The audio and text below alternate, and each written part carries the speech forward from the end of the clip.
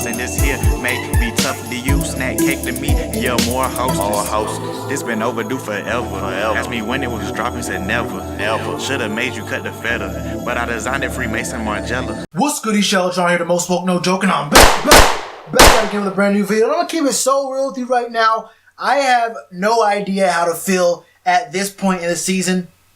Actually, I just lied. I know exactly how to feel at this point in the season after watching this last game of the Carolina Panthers versus the Cleveland Browns. I can say with 100% certainty that this Panthers team is not a good team. And I really do mean that. At times, our offense looks elite. Now, there's not been a point during this whole season where I thought our defense looked any better than mediocre or just average. But there were times in this season, in multiple games, I'd even say the majority of the games, our offense has looked like a top 3, maybe top 5 offense in the entire league. Very creative, very fast moving. A lot of chunk plays. We had DJ Moore breaking tackles left and right. We had Christian McCaffrey doing what he does best. Cam Newton being one of the best quarterbacks in the league in a lot of different stats. But it seems like when we get into close games, late game situations, and it's within one score, the team just cannot execute. And that's not what separates a good team from a great team. That's what separates the good teams from the bad teams. Look, it's the NFL. We all know about any given Sunday. Bad teams can beat good teams all the time. Like, we see it happen. We see upsets. We just saw the Miami Dolphins win with 7 seconds left against the Patriots on a play where they threw 3 different laterals, and Kenyon Drake gets open and beats Rob Gronkowski, who's playing defense, taking a bad angle. What makes a good team is that when they're given situations, when they're given opportunities late in games to either tie or go ahead with the score and win these games with less than 2 minutes left, 3 minutes left. It's these things that make good quarterbacks, great quarterbacks. These great teams in history are able to make things happen when it has to happen. Anyone can win with a lead.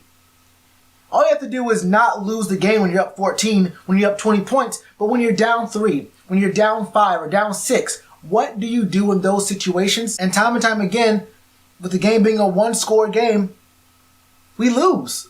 We're just not a clutch team, and honestly, being clutch is most of the battle. That's what you need. A lot of these games end up being really close in the late parts of the game, and it usually comes down to who wants the game more. And we don't want the game. And what can I say? What can you say about this team? You can call it, what is it? What is it, coaching? What is it, play style? What is it? Is it scheming? I'm not sure what exactly it is, and I'm not usually the kind of person to say, oh, we got to fire this coach. Oh, it's all coaching. These are professional athletes. They've been doing this job for a long time. But right before I pressed record on my camera, I saw this tweet. I got to put it up there so you can see it. It says, Rivera on big pass plays hurting the defense again. Quote, "We work on it every day. It's just not sticking." Just close your eyes for a moment and imagine. Imagine someone in a position of power being asked a question as to why things aren't going according to plan, according to expectations. And imagine this being their answer. Them saying, hey, we've been working on it, but I guess they don't know. I guess they're not smart enough to figure it out. I'm telling them, but they're not really doing a thing. If your boss throws you under the bus like that, we work on it every day, but I guess it's just not sticking. These guys are just stupid. What other way of interpretation are you supposed to give that? He's saying he's doing his job. He's saying the coaching staff is doing their job, but the guys just aren't getting it in their head. I don't understand what it is. So what is it? Is it coaching? If it's not sticking, do you change the method? Do you change the scheme? Do you change how you're teaching it? Do you change the drills? What do you do? Is it coaching? Or are the players just actually stupid? You have to tell me, because this answer leaves only those two options. Either it's not good enough coaching or it's not good enough players. And I don't know what to tell you. What I need to find out, I need to know what that answer is. Which one is the issue? For me, it doesn't even matter. For me, I don't even care what the actual answer is. If this is the response you give when asked a question, either you or Eric Washington has to go. You Eric Washington, or literally every single position coach on the staff. I don't care if it's D-line. You have to go. If this is the kind of answer you give, hey, we're telling them what to do, they just say they just can't do it. They just can't do it. If this is the answer you have to give, throwing your players under the bus in the corporate world, that may work. But in this kind of environment, in this kind of league, that is not the right answer. Now for the positives, I really saw a lot of things that I really liked in the passing game. The first name I want to mention above all others, even above Christian McCaffrey this game, is Ian Thomas. Ian Thomas really showed me today that he could maybe be a really good replacement. Maybe not like already one-to-one comparison to what their role is going to be on the team or what their role has been on the team, but he could really step into that high-volume reception kind of position that Greg Olsen had. Ian Thomas had 9 receptions for 77 yards. I think he only missed one of his targets, and that was a pass that came through about 3 or 4 yards in the dirt in front of him. So that shouldn't even really count against Ian Thomas, but I saw a lot of really good things from Ian Thomas. Now, Curtis Samuel has some really good catches. We saw some from DJ Moore. Obviously, he has those crazy, short distance catches that he can turn into a 50-yard gainer out of nowhere. But I saw some really good catches out of Curtis Samuel. I saw him catch a lot of passes through contact, through DPI, and he has some really grown man hands, and he runs some really good routes. Now, there was one on a 3rd and I think 11, where he got past the man and came through him a ball, and it was kind of a high one. And it was a little bit underthrown. Curtis had to turn around 180 and catch it kind of with his body a little bit, and it ended up being incomplete.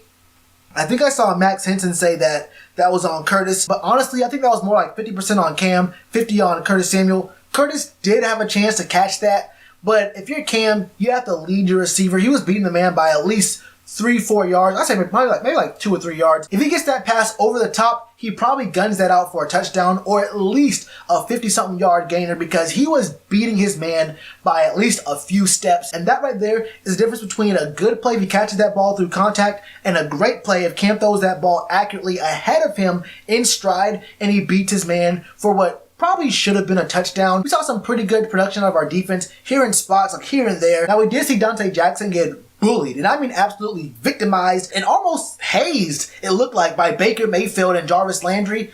But I mean, he had 7 tackles, 2 on assists. But what I really want to focus on here, something that we don't really see get enough credit, enough attention here. I made this point before in the Detroit Lions game where we went for 2 and we missed it. Some of us put that game on Cam for missing the 2-point conversion when it was wide open to Curtis Samuel.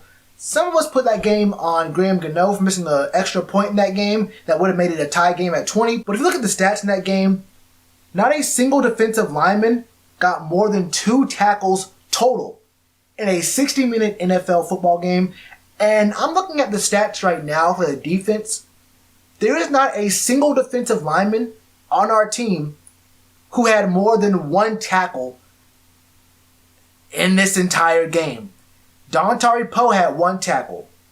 K'Wan Short had 1 tackle. The 2 biggest things that I believe make a good defense, a convincingly good defense, other than, points allowed, that's obviously the first thing you want to mention when we talk about defenses. Yards don't matter if teams can't turn yards into points, so we're not going to get into all that. The 2 biggest things are red zone stops and stops on 3rd down. The Browns were 4 for 9 on 3rd down this game, which you think, okay, that's under 50%. That's a pretty decent rate. I mean, we did our job, right?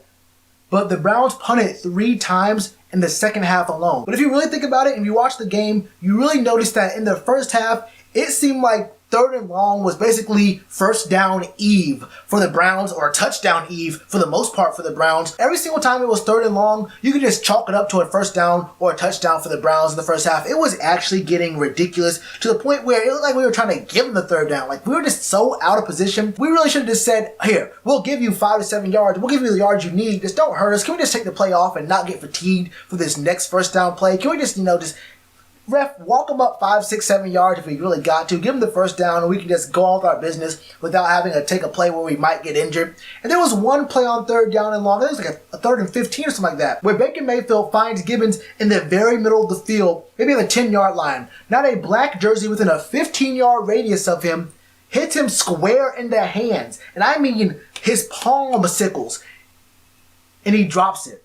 He drops a wide open touchdown, and let's not fool ourselves, that was a touchdown. This is a 6-point game that we really probably should have lost by multiple scores. We're a team that, even if we could have gone to the playoffs this year, which we're not mathematically eliminated technically yet, but there was no point in this season after we lost to the Steelers where we looked like a playoff team, like a team that could actually go up against any of the other teams in the NFC in the playoffs, and definitely not even a Super Bowl contender, not even an afterthought of being a Super Bowl contender here. Started off 6-2, where we're at now 6-7, man, and at the very least, we get to watch some bowl games and see what our draft's looking like. At least we have a good draft pick. I don't want to hear anything about us not being mathematically eliminated already.